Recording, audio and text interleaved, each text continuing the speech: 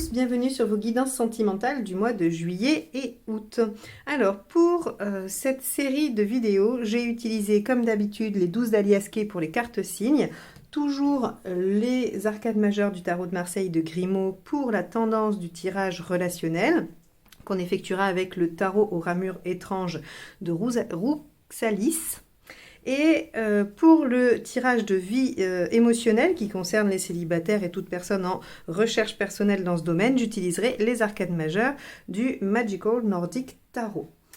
Je voulais aussi vous dire que ce mois-ci, donc au mois de juillet, je sortais mes formations sur les arcades mineures du tarot de Marseille ou du Rider ou les deux en vis-à-vis et que dans celle du Rider, je vous apprends à faire le tirage relationnel ainsi que le tirage général que je vous propose dans mes guidances tous les mois. Merci aux abonnés qui sont là depuis longtemps, les plus récents. Merci à ceux qui vont cliquer sur le petit carré maintenant pour nous rejoindre. Je ne vous retiens pas plus longtemps, on y va avec votre tirage. Les Sagittaires, c'est parti pour votre tirage relationnel. Nous allons voir quelle va être l'arcane majeure qui va donner la tendance pour votre relation sur cette période estivale.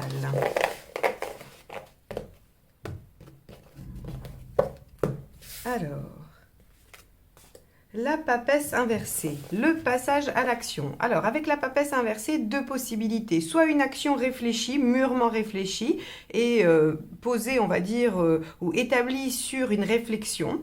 Ou bien une action impulsive pour laquelle on n'a pas réfléchi. Ça va être la tendance du tirage qui va nous donner si on est dans un sens ou dans l'autre. Et ça peut concerner certains d'entre vous dans un sens ou dans l'autre. Donc, la papesse inversée, elle peut aussi avoir du mal à écouter son intuition parce que elle est brouillée par de l'émotionnel ou par d'autres personnes qui lui disent le contraire de ce qu'elle ressent. En tout cas, on peut avoir des difficultés à être connecté profondément avec ce qu'on ressent et ce que notre intuition peut nous dicter. Donc, on va aller voir tout de suite avec le tarot ce que nous dit l'état d'esprit du partenaire et le vôtre pour comprendre un petit peu ce qui se passe. Allez. Donc, état d'esprit du partenaire. Je regardais si j'avais pris le jeu dans le bon sens. Hop. Allez, état d'esprit du partenaire des Sagittaires pour juillet-août. 9 de Pentacle. Ok, donc on a un partenaire qui a l'intention de, j'allais dire de faire des progrès, parce que le 9 de Pentacle, c'est le fait d'acquérir du savoir, de la connaissance qui va être utile. C'est par exemple, c'est pas apprendre la philosophie pour juste nourrir son intellect, c'est par exemple, vous avez besoin de poser du carrelage, vous allez apprendre à poser du carrelage. C'est un apprentissage que l'on réinjecte immédiatement dans quelque chose de très concret. C'est se former à un outil informatique parce que votre futur job a besoin que vous utilisiez cet outil informatique. C'est pas conceptualiser quelque chose, parce que là on est dans l'épée. Si on est dans l'apprentissage purement intellectuel qui ne trouve pas une exécution concrète, c'est l'épée. Avec le denier, on est sur un état d'esprit de vouloir apprendre à faire quelque chose. Donc, quand on veut apprendre à faire quelque chose, c'est qu'on a envie d'augmenter ses compétences, son savoir-faire, et donc là, en l'occurrence, dans le relationnel, c'est le fait de progresser dans la relation ou d'apprendre à faire des choses que vous pourriez peut-être demander ou exiger et que le partenaire ne savait pas faire auparavant. On va aller voir, vous, votre état d'esprit.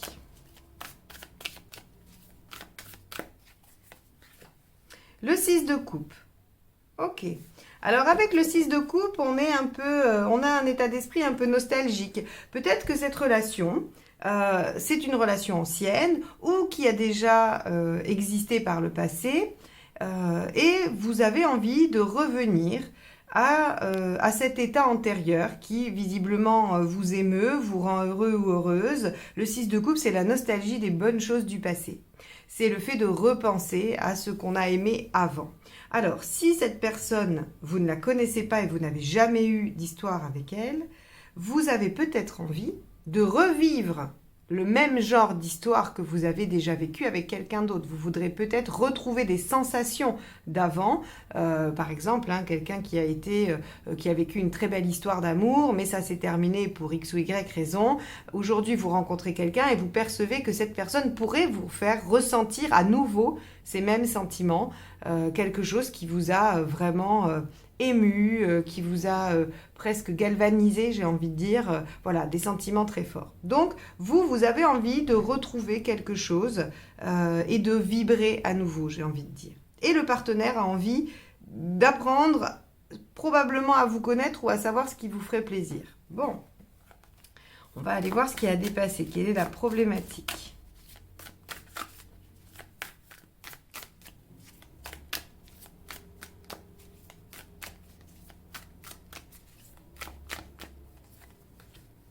Le 7 de bâton. Ok. Le 7 de bâton vient nous dire que il faut que chacun se batte pour ce en quoi il croit, mais qu'en même temps c'est un problème. C'est-à-dire qu'il pourrait y avoir quelques incohérences ou incompatibilités entre vous par rapport à certaines valeurs ou certains principes ou bien même certaines contraintes existantes. Hein. Alors, avec le bâton, on est dans l'émotion quand même. Hein. Ça vous met en émotion, vous ne voulez pas lâcher.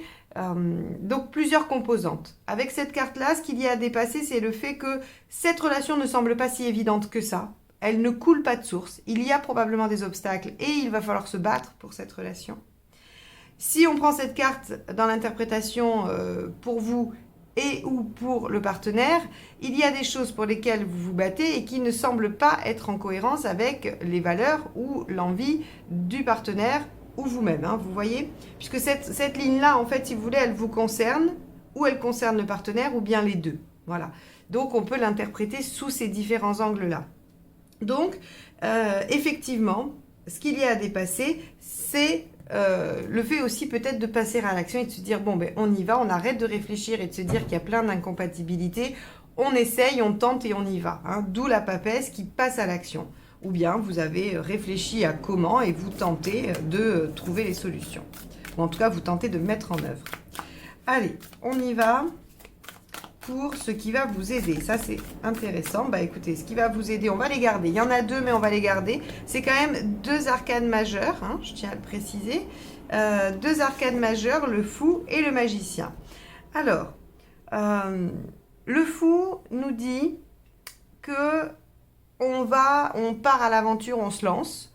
On fait confiance à sa propre expérience et à son savoir pour se dépatouiller des situations à venir. Hein. On n'essaye même pas de les anticiper. C'est vraiment, j'y vais, je fonce, je me lance. Voilà ce que fait le fou. Et le magicien, c'est super, parce que le magicien nous dit, j'ai tous les outils pour démarrer quelque chose et construire.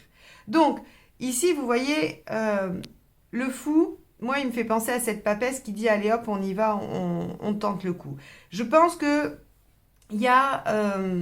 vous avez peut-être été bloqué par rapport à des problématiques, hein, comme j'ai évoqué, je ne vais pas le redire, et ça vous a peut-être mis un peu dans l'inertie par rapport à cette relation.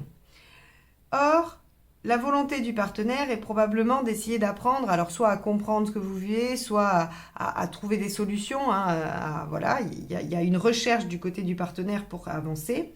Et vous, il y a une telle envie de revivre les choses que on se dit, allez hop, on y va, on fonce. Papesse inversée et le mât, il y a allez, 1, 2, 3, on saute. Et le magicien, lui, il vous dit, n'oubliez pas quand même que vous avez plein de ressources, plein d'outils pour dépasser ces obstacles. Votre capacité d'adaptation, probablement, votre intelligence, vous avez peut-être aussi des moyens matériels pour pallier à certaines difficultés. Vous pouvez aussi trouver des ressources dans votre entourage, des gens qui pourraient vous aider, vous accompagner, vous soutenir. Ça va dépendre hein, de ce qu'il y a à dépasser. Mais en tout cas, on vous dit, vous avez tout ce qu'il faut. Et effectivement, lancez-vous. Donc cette papesse inversée, il faut effectivement qu'elle passe à l'action et à la limite que vous disiez, advienne que pourra. Hein, on verra bien où ça va nous mener. Alors on va aller voir ce qui ne vous aide pas.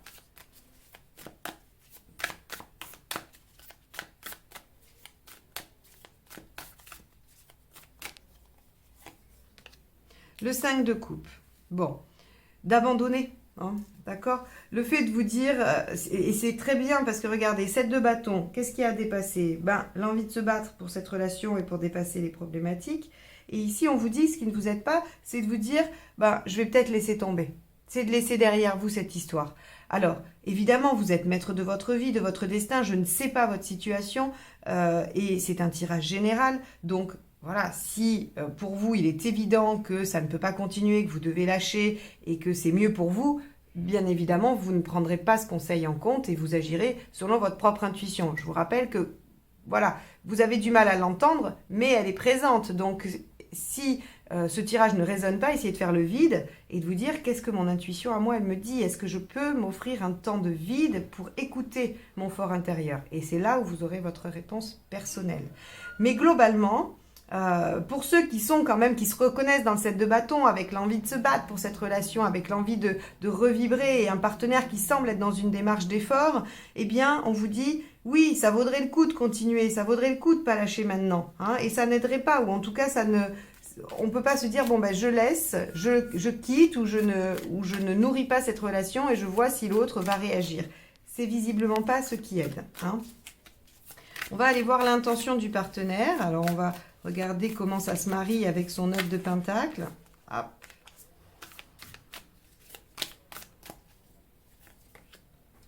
Reine d'épée.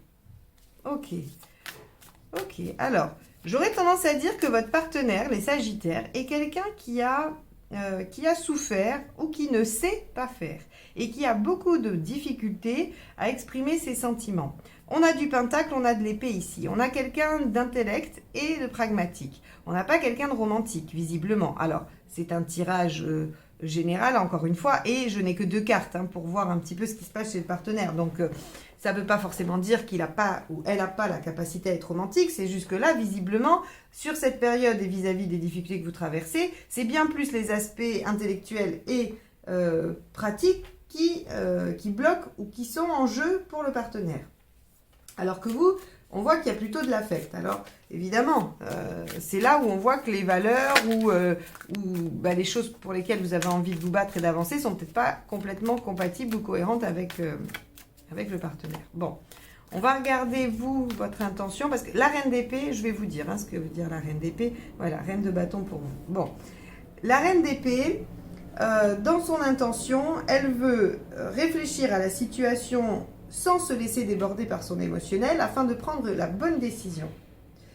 Et la reine de bâton, elle a l'intention de dire exactement ce dont elle a besoin pour que ses besoins soient comblés, soient reconnus et qu'on ne la frustre pas.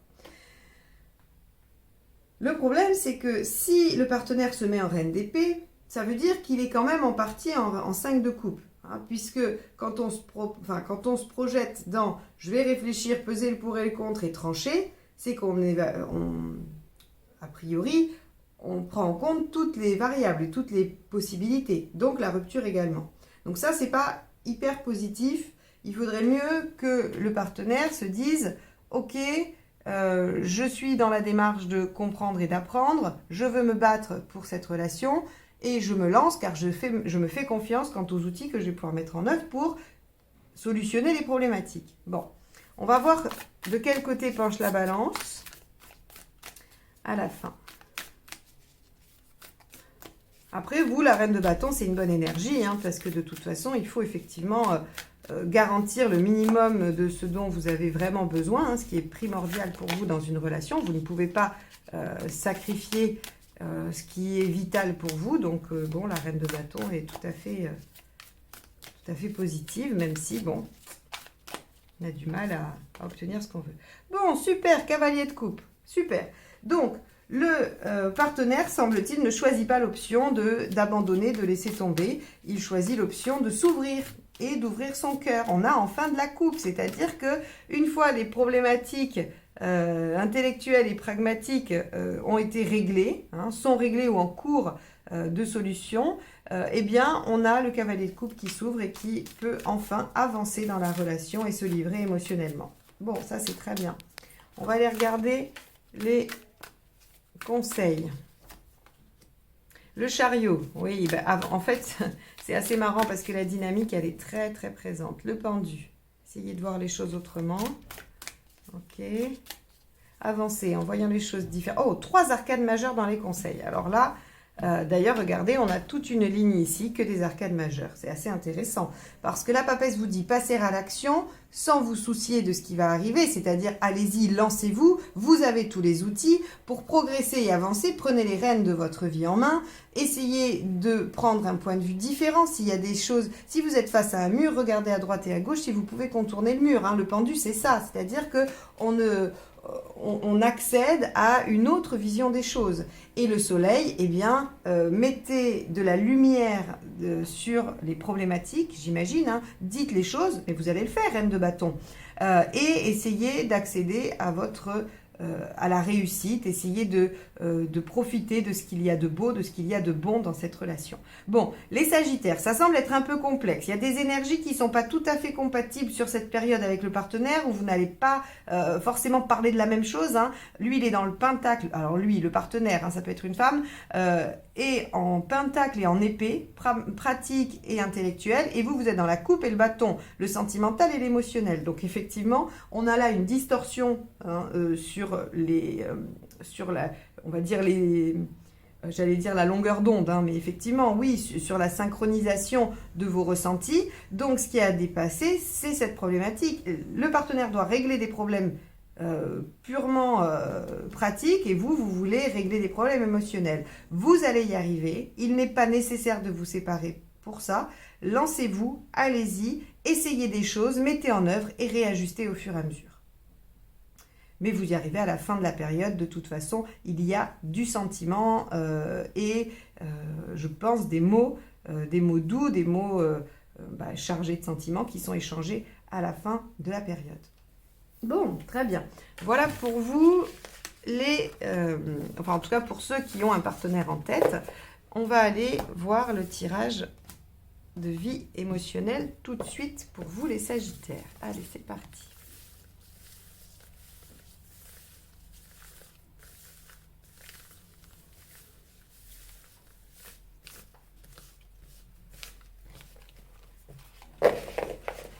Alors, vie émotionnelle, Sagittaire.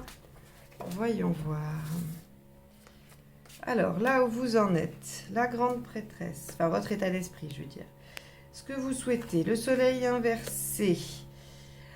Pourquoi vous n'y arrivez pas? La justice inversée, ce qu'il faut faire, la lune, l'issue, le jugement et la force inversée. Bon, mais alors dites-moi les Sagittaires, ça va pas fort et il semblerait que la situation ne s'arrange pas. Tout est relatif. Alors, ce qui est intéressant, c'est que ce tirage-là, encore une fois, il va m'obliger à vous dire ce que j'ai dit, je ne sais plus dans quelle vidéo, pour quel signe.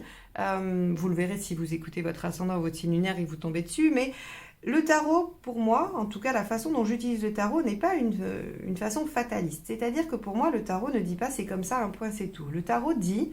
Voilà ce qui va se produire en l'état actuel des choses. Voilà, si vous ne changez rien, si vous n'agissez pas sur votre façon d'être ou sur ce que vous avez mis en œuvre, eh bien, ça, c'est la suite logique. Ou voici un contexte qui va se présenter et comment vous pourriez y réagir. Maintenant, si ça ne vous convient pas, vous pouvez agir pour modifier l'issue. De même que si ça vous convient, vous pouvez potentialiser et augmenter la portée du résultat en faisant plus de ce que vous faites déjà. D'accord? Donc ici, on voit que visiblement, il y a dans votre vie sentimentale, émotionnelle, une volonté de passer à l'action. Mais une volonté de passer à l'action, et d'ailleurs c'est marrant parce que vous voyez, votre état d'esprit, c'est la grande prêtresse inversée. Si vous avez regardé le tirage précédent, c'était aussi la papesse inversée pour le tirage relationnel, l'arcane dominante. Et donc, on a en fait comme une envie de se lancer. Alors, effectivement, Sagittaire, c'est tout à fait dans vos énergies, vous êtes capable d'aller de l'avant, de vous lancer, de vous mettre en action. Donc, c'est pas très étonnant que, si vous avez des difficultés au niveau émotionnel, si vous êtes célibataire depuis longtemps, que vous avez des problématiques qui vous enquiquinent depuis longtemps, que vous ayez envie d'avancer, de vous mettre en action, peu importe le type d'action. Alors, Autant c'était bien dans le tirage d'avant de se lancer sans réfléchir, autant là on vous dit le problème c'est que ça vous amène à de la confusion et à du déséquilibre.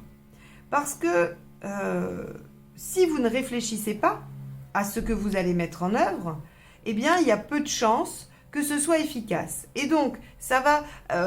j'ai une image qui me vient en tête.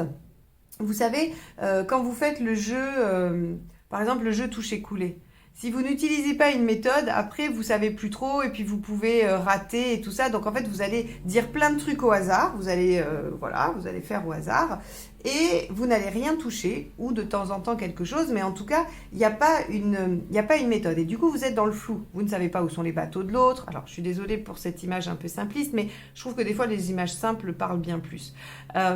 Et donc si vous voulez, on a l'impression que là c'est pareil. Vous allez lancer vos missiles un peu à l'aveugle, en vous disant je vais tenter là, puis je vais tenter là, puis je vais tenter là, mais sans savoir ou sans avoir réfléchi à une stratégie, à une méthode. Et donc en fait, si vous voulez, ça ne vous amène pas au but recherché.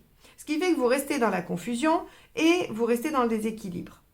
Donc forcément, ça ne vous amène pas, ça vous soumet à une situation qui ne vous convient pas. La force inversée, c'est je suis soumis à une situation où je ne suis pas en maîtrise de moi-même.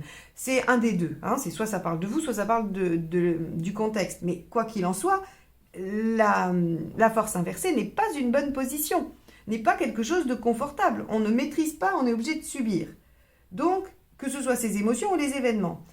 Surtout que le jugement ici vous dit répétition du passé. Le passé se représente encore. Le jugement, c'est je ressuscite ce qui était a priori fini, mort, terminé. Donc, le conseil, c'est la lune, c'est d'aller voir dans votre imaginaire, c'est d'essayer de puiser en vous des ressources. C'est peut-être aussi d'aller voir ce que vous avez déjà fait. Par quoi êtes-vous déjà passé? Qu'est-ce que vous avez déjà mis en œuvre? Est-ce que ça a marché un peu? Est-ce que ça n'a pas marché du tout? Est-ce que ça vous a convenu? Est-ce que ça ne vous a pas convenu? Tout ça, ce sont des choses qu'il va falloir vous demander.